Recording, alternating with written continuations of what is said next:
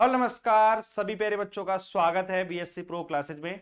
बच्चों आज की वीडियो इंपॉर्टेंट होने वाली है उन बच्चों के लिए जिनकी बीएससी अब खत्म होने वाली है।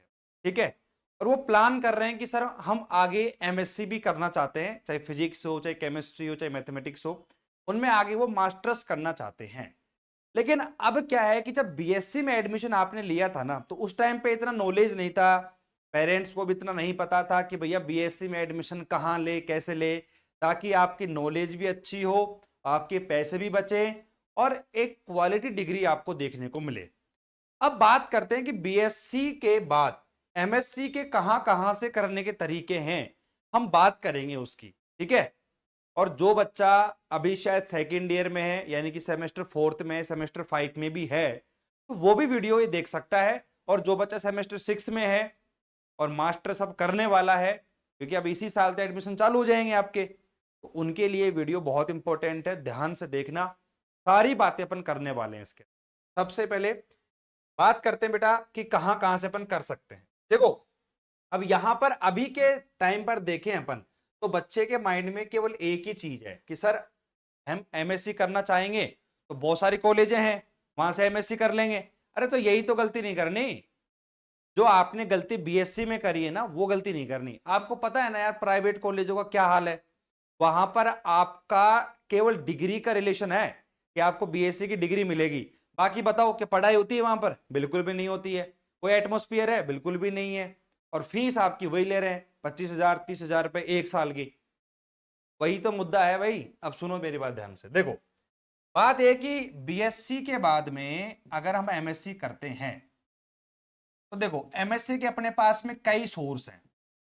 जो बच्चे अभी सेमेस्टर फोर्थ में है, 5 में है, 3 में है, वो बच्चे, एक एग्जाम होती है, आपको पता होगा उसके बारे में, नहीं पता है तो मैं बता देता हूं, आईआईटी जैम की।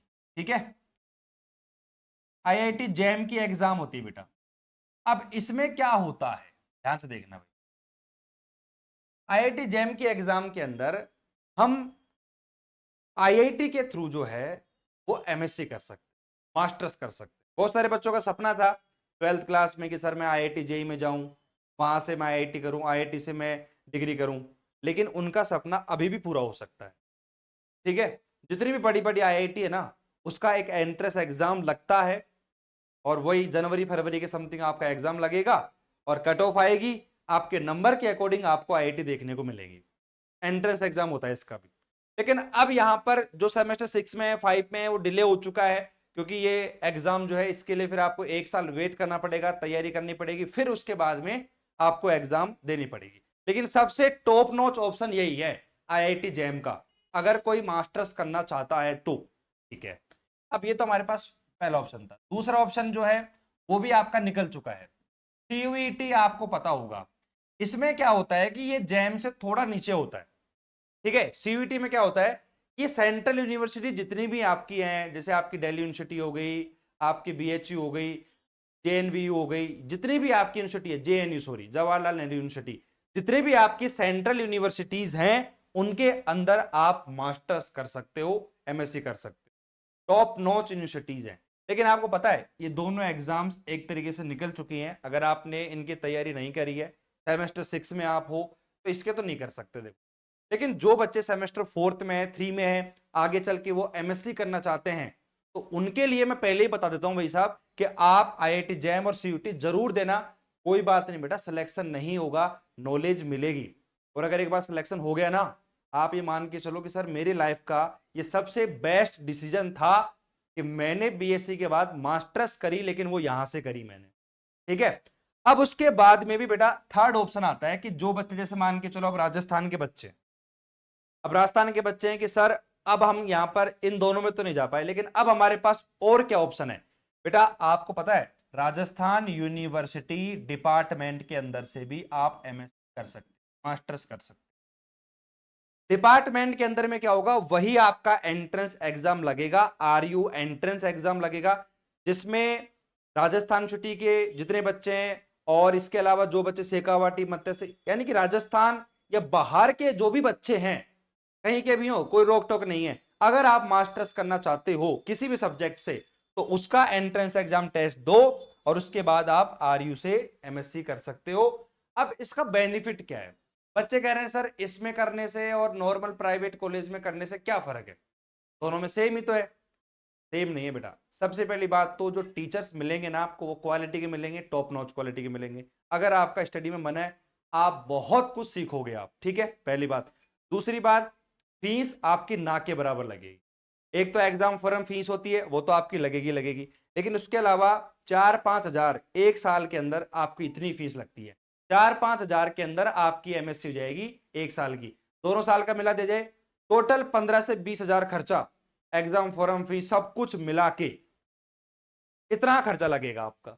इसके साथ साथ देखो, आरयू के साथ साथ जो बच्चे शेखावाटी सिक्कर साइड के है ना, पता है शेखावाटी ने भी अपना जो है पीडीयूएसयू, पंडित दीनदयाल उपाध्याय शेखावाटी यूनिवर्सिटी ने भी अपना एंट्रेंस एग्जाम स्टार्ट कर दिया है एमएससी के लिए, ठीक है। बाकी मेरे हिसाब से तो देखो बात यह है कि आरयू से करो तो बेटर है, बाकी दोनों का दे दो तो दोनों बेटर है। मान लो इसमें हो जाए, इसमें नहीं हो पाए तो इसमें कर लो, लेकिन कोशिश करो कि भैया अगर आप, क्योंकि मास्टर्स बच्चे करने वाले बहुत कम होते हैं। आप सोचो कंपटीशन में भीड़ नहीं है इतनी, क्योंकि एमएससी बहुत कम बच्चे करते हैं। सारे बच्चों को बीएससी के बाद वही गवर्नमेंट जॉब में घुसना होता है। एमएससी करने वाले बच्चे बहुत कम होते हैं, लेकिन वो सीरियस बच्चे हैं सारे के सारे। तो आपके लिए अच्छा मौका है आरयू से और पीडीएससी से करने के लिए। बाकी एक और बात बता दूं मैं, कि जो भी बच्चे इंटरेस्टेड हैं, जैसे आरयू से हैं, पीडीएससी से हैं, और वो अभी एंट्रेंस एग्जाम की तैयारी कर रहे हैं, तो अभी अपन ने 13 अप्रैल से, ठीक है, एक प्रॉपर बैच स्टार्ट कर रहे हैं मैथ के लिए, जिसके अंदर अपन क्या करेंगे, आपके 2 से 3 महीने में, 2 से 3 महीने में, इतना टाइम है हमारे पास, 2 से 3 महीने के अंदर पूरा का पूरा मटेरियल जो है आरयू एंट्रेंस शेखावाटी के लिए अपन करवाने वाले हैं। हालांकि जो कंटेंट मैं पढ़ाऊंगा बेटा, वो कंटेंट आपका सीयूटी के लिए भी है, आरयू के लिए भी है, पीडीएसयू के लिए भी है, क्योंकि सिलेबस आपका बिल्कुल सेम आता है। सिलेबस सेम क्यों आता है पता है? क्योंकि उसमें पूरा बीएससी का तो कंटेंट आता है। बीएससी के कंटेंट को ही, पूरे के कंटेंट को उसमें एमसीक्यूज में कन्वर्ट कर देते हूं, एबेसड ऑप्शन के अंदर। अपन बीएससी में कैसे पढ़ते हैं, पूरा थ्योरेटिकल पोर्शन पढ़ते हैं, लेकिन यहां पर आता है आपके पास मल्टीपल चॉइस क्वेश्चंस, एमसीक्यूज की फॉर्म में टेस्ट लगता है आपका, ठीक है। आगे बात समझ में? तो यहां पर ये मैं आपको बता दिया हूं। बाकी इसके रिगार्डिंग अगर कोई और इंफॉर्मेशन आपको चाहिए कि सर मुझे कहां से क्या करना चाहिए, बाकी देखो एक फिफ्थ ऑप्शन अपने पास वही है कि भैया प्राइवेट कॉलेज से आप करो। भाई जिनका नहीं होता है एंट्रेंस एग्जाम के अंदर, तो प्राइवेट कॉलेज से कर ही सकते हैं एमएससी, ठीक है। लेकिन बेटा कोशिश करो ना, आपकी इच्छा है ना, आपको पता है पहले से ही कि मुझे एमएससी करनी है, तो भाई आप एंट्रेंस एग्जाम जरूर दो। भाई इससे आपका लेवल बढ़ेगा, प्लस में आपका फीस वगैरह, हॉस्टल वगैरह की सुविधाएं अल्टीमेट मिलेंगी। आपको फील होगा कि हाँ भाई हमने कॉलेज करी और हमने एमएससी करी है, ठीक है। तो ये वाली बात बहुत इंपॉर्टेंट है। बाकी अगर इसके रिगार्डिंग, जैसे बैच के रिगार्डिंग है या कोई भी इंफॉर्मेशन है, अगर आपको चाहिए तो आप अपने कोचिंग के नंबर पर मैसेज कर सकते हो, किसको कुछ भी पूछना हो, क्योंकि बच्चों को इंफॉर्मेशन नहीं होती है। ये वीडियो का टारगेट यही था कि आपको पता लगे कि बीएससी के बाद में एमएससी करने का मौका है, तो सही जगह कहां से करें, ये मैंने आपको बताया। बाकी कोई डाउट हो कमेंट कर देना, मैसेज कर देना। मिलते हैं नेक्स्ट वीडियो में, तब तक के लिए टेक केयर, बाय बाय, धन्यवाद, जय हिंद।